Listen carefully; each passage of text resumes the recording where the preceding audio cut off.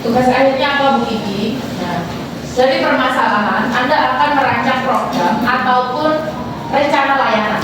Anda bisa pilih. Kalau misalnya itu lebih cocok diarahkan untuk membuat program, buat program. Kalau ternyata terlalu besar untuk dibuat program, silakan dikembangkan rencana layanan. Bu Kiki nggak minta rencana layanan yang seperti Anda bikin RPLBK Anda itunya. Bu Kiki hanya akan minta Anda reasoningnya harus kuat, ya.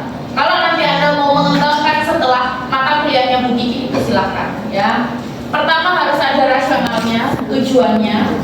Kajian singkat layanan BK di jenjang Anda, misalnya Anda di MI, masalahnya apa, kaitkan itu sesuai dengan jenjang pendidikan di setiap kelompok, karena beda-beda ya.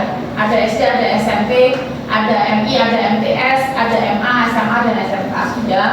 Kemudian program atau layanan yang Anda tawarkan apa, ya, harus ini tentu saja 1, 2, 3, 4 sampai terakhir nomor 5 ini harus berkesinambungan tentu saja. Nggak bisa ini Anda berdiri sendiri-sendiri, ya. Nah, kemudian setelah Anda bikin kajian singkatnya, ada program yang Anda tawarkan, kemudian rancangan pengembangannya, daftar pustaka dan lampiran. Lampirannya apa? Kertas folionya. Syukur-syukur ketika kemarin Anda ke sekolah, ada dokumentasi yang menguatkan dari permasalahan yang Anda angkat, ya, itu opsional. Kemudian catatan komentar. Hari ini sudah ada catatan komentar dari teman Anda, silahkan itu nanti Anda tuliskan di dalam lampiran. Selanjutnya, nah, minggu depan kita akan ada presentasi progres hari Selasa tanggal 2 2025. Targetnya progres poin 1 sampai poin 4. Poin 1 sampai poin 4 rasional sampai program yang Anda tawarkan, ya. Progresnya, Bu Kiki nggak minta finalnya, tapi masih progresnya, tapi bentuknya dicetak, ya. Bu Kiki sudah bagi jamnya, SMP MTS dulu, SDMI, dan kemudian SMA SMK, ya. Nah, ini term and conditionnya, AI-nya 15% maksimal. Ya, kemudian rujukannya 10 tahun terakhir, timeline-nya sudah ya, pekan ke-14 Anda luring, pekan ke-15 setelah Anda mendapatkan masukan dari teman-teman Anda, komentar dari teman-teman Anda akan penyelesaian tugas akhir. Nah, Anda akan ketemu lagi luring untuk presentasi tugas akhir, dan ini presentasi tugas akhirnya berdasarkan jenjang pendidikannya. Oke, hari ada yang ditanyakan? Silakan Mbak. Itu berarti individu. Individu. Berarti nanti presentasinya satu-satu. Presentasinya satu-satu. Berapa menit? Oke, kita akan bagi berdasarkan kelompok. Nanti detail timeline, presentasinya akan lebih ditambahkan ketika di UAS ya. Kalau ini kan hanya jenjangnya masuknya. Nanti per orangnya berapa menit nanti akan ada lagi.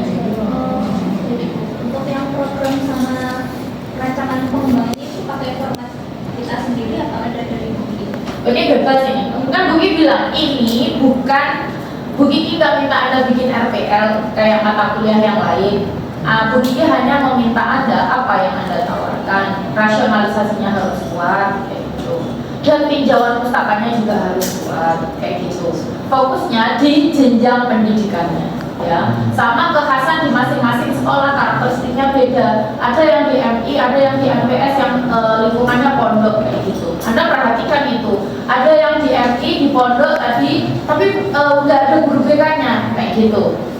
Ada yang di sekolah tapi sekolahnya bukan lulusan S1 BK misalnya. Itu kan ada pertimbangan-pertimbangan itu yang harus Anda masukkan ke dalam rasionalisasi. Kenapa kok Anda mengembangkan program itu atau mengembangkan layanan itu?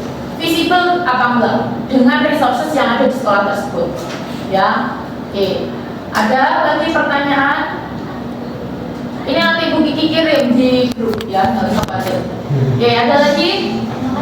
Sudah jelas ya? Oke. Ini adalah pekerjaan individu yang, ingat ya, walaupun ini individu, Anda akan presentasi secara kelompok. Penilaian kelompok itu pasti Bu Kiki adakan, ya, jangan salah. Tapi memang potensi bisa show off dari pekerjaannya ini lebih besar, ya. Tapi tetap peran antar anggota masih ada dan itu menjadi penilaian di akhir. Bentuknya seperti apa itu akan menjadi hal yang nantinya Anda ketahui sebelum pelaksanaan ujian. Oke, siap ya? Oke. Ada lagi pertanyaan? Sudah jelas? Ya, Mas Fauzi. Fauzi. Ya, Mas Fauzi. Aku kan tentang si sekolahnya, si guru BK-nya. Berarti aku ikut program itu tertujunya untuk guru BK-nya, bukan untuk siswa, bukan nggak apa-apa. Oke. Terus kenapa Mas? Jadi apakah ini harus sesuai sama yang di folio ini atau gimana? Maka dari itu, Bu Kiki itu dari awal kan sudah Anda harus pertimbangkan baik-baik, milih masalahnya. Anda pilih orang pun coba perhatikan. Anda pilih orang ketika harus minta komentar kemarin ya apa? Coba, coba Anda cerita nggak? Ini maksudnya gini loh Pak, programnya Pak, kayak gitu. Walaupun mereka memang ya kadang kita itu akan bikin sesuatu yang kita meminta penilaian orang luar, kayak gitu ya, yang beda banget dari background kita.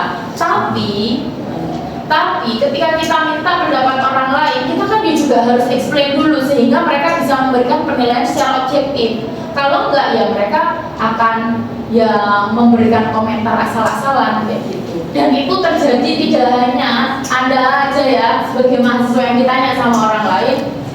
Itu kurang lebih masyarakat kita seperti itu. Kalau Anda nanti penelitian pun Anda juga akan ketemu orang-orang seperti itu. Kayak gitu ya. Oke, silakan Mas Fauzi. Makanya dari itu, Bu Kiki tadi sudah menyampaikan permasalahannya, silahkan. Ini terakhir ya. Ketika ada berubah, Bu Kiki tidak mengharapkan ada lagi perubahan. Dan ketika ada perubahan, sampaikan di folio Anda karena nanti itu akan Anda lampirkan ya di tugas akhir. Kemarin ada yang nggak masuk kan? Oke, nggak masuk dan ingat karena masalahnya harus beda. Bu Kiki nggak mau masalahnya sama. Oke. Sudah jelas ya Mas Fauzi, silahkan ini kesempatan terakhir untuk Anda ya. Ada lagi pertanyaan? Oh Mbak? Untuk yang di kertas folio itu kan teman-teman kemarin dapat komentar dari orang luar. Nah kalau yang nggak masuk berarti cukup komentar yang teman di kelas Betul. aja. Karena kita nggak bisa meminta waktu kembali Pak. Nggak masuk.